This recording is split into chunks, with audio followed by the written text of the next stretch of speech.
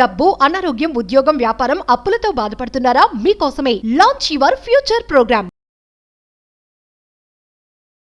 Hi hello నమస్తే, welcome back to Suman TV. Present మనతో పాటు ఉన్నారు international corporate and soft skills trainer Madhuravani గారు. మేడంతో మాట్లాడదాం. నమస్తే మేడం. నమస్తే నవీన గారు. మేడం, నా టాపిక్ ఏంటంటే ఇంటర్వ్యూ. నేను చాలా వీడియోస్ చేశాను దీనిపైన. అయినా సరే చాలా మంది ఏంటంటే సక్సెస్ అవుతూ ఉంటారు, కానీ ఎక్కడైతే ఇంటర్వ్యూ అటెంప్ట్ అనేది వస్తుందో, ఏ రంగంలోనూ తీసుకోండి, అది కాంపిటేటివ్ కానివ్వండి, ఐటీ సెక్టర్ కానివ్వండి, ఏ చిన్న జాబ్ కైనా ఇంటర్వ్యూ అనేది ఖచ్చితం కదా. సో అక్కడ ఫెయిల్ అయిపోతున్నారు. అవునండి. అంటే ఇంత చదువు చదివి, ఇంత కష్టపడి, ఇన్ని మళ్ళీ మార్క్స్ వస్తే మంచి మార్క్స్ వస్తూ ఉంటాయి, బట్ వై ఇంటర్వ్యూ దగ్గర ఎందుకు ఫెయిల్ అవుతున్నారు, బ్యాక్ స్టెప్ ఎందుకు వేస్తున్నారు, అంటే అక్కడ ఏంటి గ్యాప్ వస్తుంది అంటే ఒక్కసారి మా వ్యూవర్స్. తప్పకుండా అండి.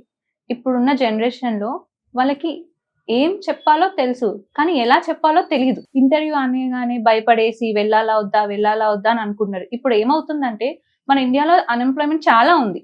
అది ఎందుకు? జాబ్స్ లేకుండా కాదు, పిల్లలు ఇంటర్వ్యూ వరకు వెళ్లకుండా ఇంటర్వ్యూ అనేసరికి భయపడి స్టెప్ బ్యాక్ అయిపోతున్నారు. సో దానివల్ల ఈ భయం అనేది వాళ్ళని ఇంటర్వ్యూ రిజెక్షన్ తో పాటు జాబ్స్ లేకుండా అవుతున్నాయి. సో ఎప్పుడైతే వీళ్ళు ధైర్యంగా ముందు అడిగి వేసి ఇంటర్వ్యూ పర్ఫెక్ట్ గా ఆన్సర్ ఇవ్వగలుగుతారో అప్పుడే కదా వాళ్ళకి జాబ్ వచ్చేది. అంటే కమ్యూనికేషన్ ఉండట్లేదు అంటున్నారు. అవునండి, కమ్యూనికేషన్ ఉండట్లేదు. Fear of rejection. వెళ్తే నేను ఆన్సర్ చేయకపోతే ఎలా, ఆన్సర్ ఎట్లా ఫేస్ చేయాలి, క్వశ్చన్ ఎట్లా ఫేస్ చేయాలి, చెప్పకపోతే ఇక్కడ ఏమవుతుంది, ఆ భయం వల్ల ఇంటర్వ్యూకి వెళ్ళలేకపోతున్నారు.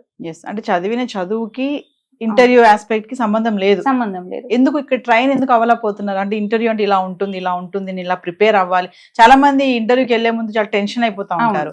ఒకటికి 2 సార్లు రిపీట్ చేసుకుంటూ బై హార్ట్ చేస్తా ఉంటుంది, ఆన్సర్ బై హార్ట్ చేసినట్టు I'm so and so I'm అది అని చెప్పుకుంటా ఉంటారు కదా. ఎందుకు అంత కంగారు పడడం ఇదంతా? అంటే ఇప్పుడు మనకి బీటెక్ అనుకోండి, 4 years వాళ్ళకి టెక్నికల్ స్కిల్స్ పైనే వాళ్ళకి మొత్తం ట్రైన్ చేస్తారు, సాఫ్ట్ స్కిల్స్ పైన చెయ్యరు.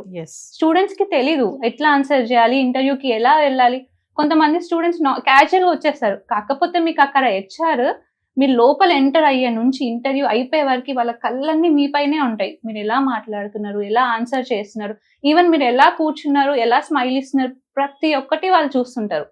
మీకు ఎంత టెక్నికల్ స్కిల్స్ ఉన్నా ఈ సాఫ్ట్ స్కిల్స్ లేకపోతే మీరు సెలెక్ట్ అవ్వలేరు. మీరు చాలా 100% మీరు టెక్నికల్ స్కిల్స్ ఉండొచ్చు మీకు, కాకపోతే మీరు అక్కడ టెల్ అబౌట్ యువర్ సెల్ఫ్, అది ఫస్ట్ క్వశ్చన్. మీరు అదే చెప్పలేకపోతే మీరు అక్కడే రిజెక్ట్ అయిపోతారు కదా. సో అందుకని టెక్నికల్ స్కిల్స్ ఎంత ఇంపార్టెంటో సాఫ్ట్ స్కిల్స్ కూడా అంతే ఇంపార్టెంట్. చాలా మంది అంటూ ఉంటారు, ఇంటర్వ్యూకి వెళ్ళిన అంటే సజెస్ట్ చేస్తారు కదా వాళ్ళు వీళ్ళు, ఫ్రెండ్స్ కానీ రిలేటివ్స్ కానీ, అదే ఇంటర్వ్యూకి వెళ్తున్నావు వాళ్ళు కూర్చోమంటేనే కూర్చోవాలి, డోర్ ఇలా నెట్టుకొని వెళ్ళకూడదు, కమీని అని అడగాలి, వెళ్ళగానే కూర్చోమన్నప్పుడే చైర్ కూడా లాగకూడదు, ఇవన్నీ చెప్తా ఉంటారు. నిజంగా ఇవన్నీ ఉంటాయా? 100% ఉంటాయండి. ప్రతి ఒక్కటి చూస్తారు. మీరు ఒక్కటి వెళ్ళేది కార్పొరేట్ వరల్డ్ లోకి, సో ఇక్కడ మీరు ఎలా బిహేవ్ చేస్తారో అదే కదా వాళ్ళు కూడా ఎక్స్పెక్ట్ చేసేది. సో అంతేకాదు మీ రెజ్యూమ్ కూడా, అంటే మీ ఫస్ట్ షేక్ హ్యాండ్ మీ రెజ్యూమే. ఈ మీ కార్పొరేట్ మూవీలో హీరో మీ రెజ్యూమే. మీ రెజ్యూమ్ పర్ఫెక్ట్ లేదనుకోండి మీరు అక్కడే రిజెక్ట్ అయిపోరు, మీరు ఇంటర్వ్యూ వరకు కూడా వెళ్ళరు.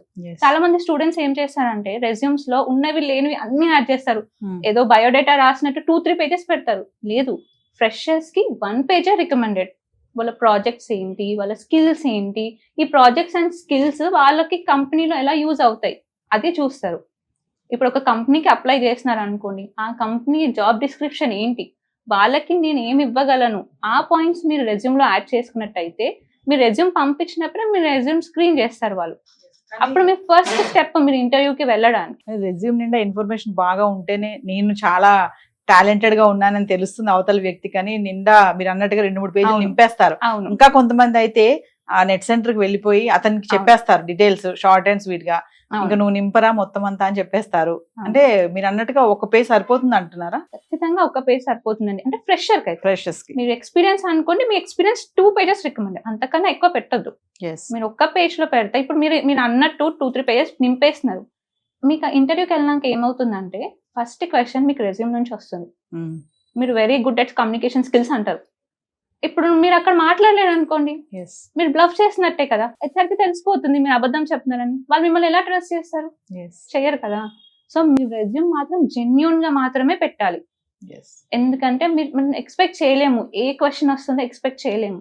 అందుకనే ప్రతి ఒక్క పాయింట్ మీరు నిజంగా చేసిన ప్రాజెక్ట్సే, మీకు నిజంగా ఉన్న స్కిల్స్ కొన్ని ఉండండి, 1, 2 ఉండండి చాలు, అవే పెట్టండి. ఎందుకంటే హానెస్టీ ఎప్పుడైనా హెచ్ఆర్స్ హానెస్టీ చూస్తారు. మీరు ఏదో చెత్త అంతా పెట్టేసి నన్ను రెజ్యూమ్ చూసి నన్ను షార్ట్ లిస్ట్ చేస్తా అంటే అవ్వదు అక్కడ. ఇంకా కొంతమంది చూడండి హానెస్టీ అన్నారు కదా, అవును, ఇంకా అక్కడ అసలు అబద్ధాలు లేకుండా అన్ని నిజాలు చెప్పేస్తారు కొంతమంది. అవును, అంటే నాకు అసలు ఏమి రాదండి, నేనేం ప్రిపేర్ అవ్వలేదండి, అవును, అంటే ఆన్ స్పాట్ గా మాట్లాడేద్దామని వచ్చేసానండి అని. ఇంకా అది మంచితనం అనుకోవాలా, తెలివి తక్కువ అనుకోవాలా తెలియదు. ఇలాంటి క్యాండిడేట్స్ కొంతమంది ఉంటారు కదా, చాలా మంది ఉంటారండి. ఇప్పుడు ఇంటర్వ్యూకి వెళ్తున్నారంటే మీరు బేసిక్ ప్రిపరేషన్ ఉండాలి కదా. మీరు వెళ్ళేది మీ లైఫ్ డ్రీమ్ జాబ్ కోసం, మీరు అట్లా ఎలా వెళ్తారు? వెళ్ళదు కదా. మినిమం ప్రిపరేషన్ అయితే ఉండాలి కదా. మీరు అంటే అట్లీస్ట్ మీ బ్యాక్గ్రౌండ్ ఏంటి, మీరు ఏ జాబ్ కి అప్లై చేస్తున్నారు, అవన్నీ తెలుసుకొని వెళ్ళాలి. నేను ఏం మొండిగా వెళ్తాను, నాకు ఏదో వస్తే అది చెప్తానంటే వాళ్ళు అక్కడ వాళ్ళకి తెలిసిపోతుంది మీరు ప్రిపేర్ అవ్వలేదని, ఆబ్వియస్ గా రిజెక్ట్ అవుతారు. అంటే కాన్ఫిడెన్స్ ఉండాలి, ఓవర్ కాన్ఫిడెన్స్ ఉండకూడదు. ఓవర్ కాన్ఫిడెన్స్ అనేది చాలా ముఖ్యం, కానీ ఓవర్ కాన్ఫిడెన్స్ వెళ్తే ఆబ్వియస్ గా రిజెక్ట్ అయిపోతారు. సో మీరు చాలా మంది ఇంటర్వ్యూ చేసే ఉంటారు, అంటే కామన్ గా చేసే మిస్టేక్ ఏముంటుందండి? కామన్ గా ఫస్ట్ డ్రెస్సింగ్ ఎటిక్వేట్ అండి. అంటే ఏదో కలర్ డ్రెస్లు వేసుకొని, ఇంత గడ్డాలు వేసుకొని, జిమ్ కి వెళ్ళే షూస్ క్యాజువల్ గా వచ్చేస్తారు. లేదు, మీరు వెళ్ళేది కార్పొరేట్, ఫస్ట్ మీ డ్రెస్ సెన్స్ చూస్తారు వాళ్ళు. మీరు మంచిగా టక్ వేసుకొని, టై వేసుకొని నీట్ గా వెళ్తే చూడగానే first impression is the best impression అంటారు. సో అందుకని అమ్మాయిలైనా అబ్బాయిలైనా కానీ కొంచెం నీట్ గా డ్రెస్అప్ అయ్యాలి, మంచి క్లీన్ షేవ్ చేసుకొని మంచి నీట్ గా వెళ్తే, ఎందుకంటే మీ అపీరియన్స్ మీ బిహేవియర్ గురించి చెప్తుంది అక్కడ. సో అది మెయిన్, డ్రెస్సింగ్ ఎటిక్వేట్ చాలా ఇంపార్టెంట్. అండ్ కాన్ఫిడెన్స్ కూడా. ఇందాక ఒక మాట అన్నారు, tell me about your self అనేది ఒక ఫస్ట్ క్వశ్చన్ ఉంటుంది.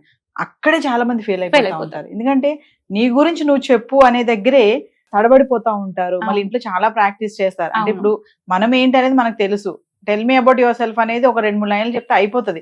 అదేదో పెద్ద ఆన్సర్ లాగా చాలా టెన్షన్ పడిపోతా ఉంటారు. అంటే అలాంటి వాళ్ళకి, అందరి గురించి కాకపోయినా కొంతమంది ఉన్నారు. సో అలాంటి వాళ్ళకి మీరు చెప్పే ఏమన్నా సజెషన్స్, టిప్ ఏమన్నా ఉందా tell me about your self అన్నప్పుడు? ఇప్పుడు టెల్ మీ అబౌట్ అంటే జనరల్ గా పిల్లలు ఏం చేస్తున్నారంటే, నేను బీటెక్ చేశాను, డిగ్రీ, ఇంటర్, నా హాబీస్, మా ఫాదర్ మదర్, అవన్నీ ఎందుకు? ఇంటర్వ్యూకి అవన్నీ అవసరం లేదు. మీకు ఏం స్కిల్స్ ఉన్నాయి అవి చెప్పండి, మీరు ఏం ప్రాజెక్ట్ చేశాను అవి చెప్పండి. నేను నా స్టూడెంట్ కి మేము చెప్పేది, మీ ప్రెజెంట్ చెప్పండి అండ్ మీ పాస్ట్ చెప్పండి. పాస్ట్ ఇన్ ద సెన్స్ మీరు ఏం ప్రాజెక్ట్ చేశారు, మీ ప్రాజెక్ట్స్ లో ఏం అచీవ్ చేశారు, అండ్ మీ స్కిల్స్ చెప్పండి, మీకు ఏం స్కిల్స్ ఉన్నాయి.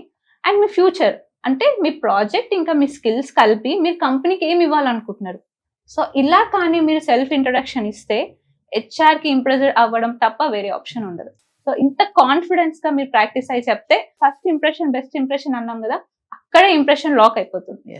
సో మధురవాణి గారు, మనం ఇంకొక వీడియో చేద్దాము. అసలు ఇంటర్వ్యూ అనేది చాలా పెద్ద టాపిక్ ఇది. అవును, డెమో కూడా చేయాలనుకుంటున్నాను. అంటే ఎలా మనం ఇందాక మాట్లాడుకున్నట్లే లోపలికి ఎలా రావాలి, ఎలా కూర్చోవాలి, ఎలా అటెంప్ట్ చేయాలి, ఇంకా మీరు చాలా చెప్పారు డ్రెస్సింగ్ విధానం దగ్గర టాప్ టు బాటమ్ అంతా కూడా చూస్తా ఉంటారు అలర్ట్ గా అని చెప్పేసి. సో మరొక వీడియో మళ్ళీ చేద్దాం మన ఇంటర్వ్యూ పైన. Thank you.